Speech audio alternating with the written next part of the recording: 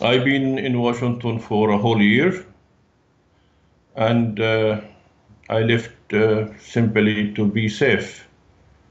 Uh, I just was worried of the situation back home getting more restrictive. It was totally unneeded. Saudi Arabia needs friends.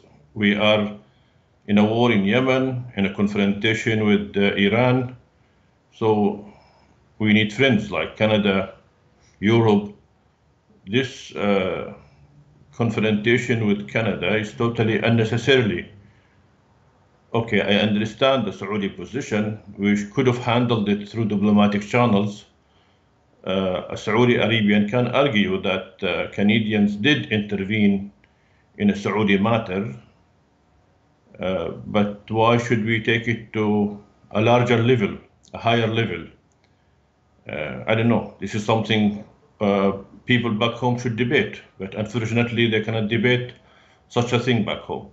Yes, it is hard for me to reconcile because I do support the Crown Prince in his many of his initiatives to open up the country socially, but on the same time, I just don't find a good reason for the authority to go after activists who should be in line with him. A lady like Samar Badawi is a supporter of women's rights, and the Crown Prince himself says he's a supporter of women's rights. So they should be in agreement, not in disagreement. This lady shouldn't have been arrested. And I found it very strange.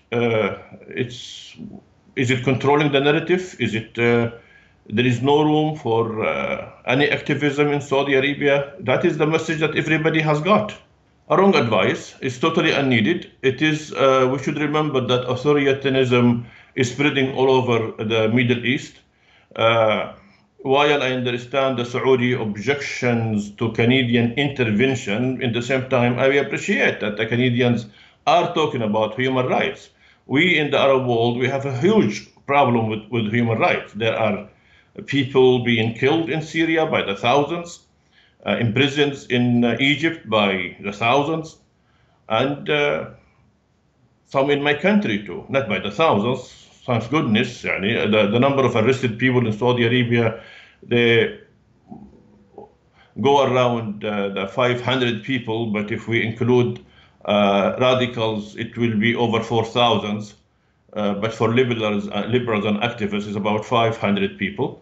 But it is good that the Canadians are raising the flag among Western countries to raise the issue of human rights abuse throughout the Middle East. And I wish more attention will be given to that to stop this misery. The Middle East is in a very bad situation.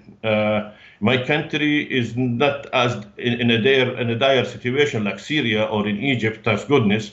But for the West to raise the issue of human rights abuse, it will probably protect Saudi Arabia from going down on that road. I don't want my country to be like Egypt or God forbid, to be like Syria. I do, and many others give him the credit for it. I'm sure it wouldn't have been done without him taking the brave decision, which previous leaders in Saudi Arabia were very much reluctant to do so, despite it was a very valid argument to give those rights. So we do give him the credit. We appreciate what he did. And I'm sure many of the people in jail today, they appreciate and they support what he did. So, but again, whoever is giving him the advice of controlling the narrative is giving him the wrong advice. And I think Saudi Arabia, need more open space for the friends of the Crown Prince. It's very much the wrong analogy. Yes, maybe Donald Trump is the problem. Maybe he is the one who is providing this encouragement to all authoritarian leaders throughout the region. We see how much he appreciates people like Putin.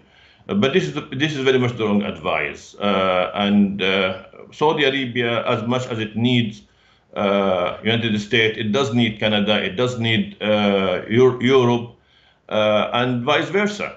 And I would appreciate more concern be given to human rights issues, not only in my country, but throughout the Arab world. The Arab world is in a dire situation. The Arab world is made of 5% of the world population, but we produce 50% of the world refugees. So more attention should be given to the Arab world and the human rights abuse that is taking place every day in many countries in the Arab world. She is the sister of Raif Badawi, who's in Canada, and she is the wife of Walid Abul Khair, who is a human rights activist and a lawyer. And she won some achievement prize in 2014, as I recall, from the State Department. So she's well known, and we were all surprised why she was arrested, because she went under the radar totally, off the radar totally she went. And just like all activists in Saudi Arabia who, when they saw their fellow activists being arrested, they just chose to go quiet. Sometimes I myself, even though I'm in Washington, I go quiet because there is so much intimidation around me in social medias and families and matters like that. So we were all surprised why Samar was arrested. There is no proper explanation, and the government did not give an explanation for her arrest. No, not at all. Maybe she talked with a journalist like you, or even though that is not a good reason a valid reason to arrest anybody, but I don't think she will even do that. All activists in Saudi Arabia don't speak now to foreign journalists, don't meet with among themselves. They are all taking a very low profile. So really, I don't have a proper answer. I don't know why she was arrested.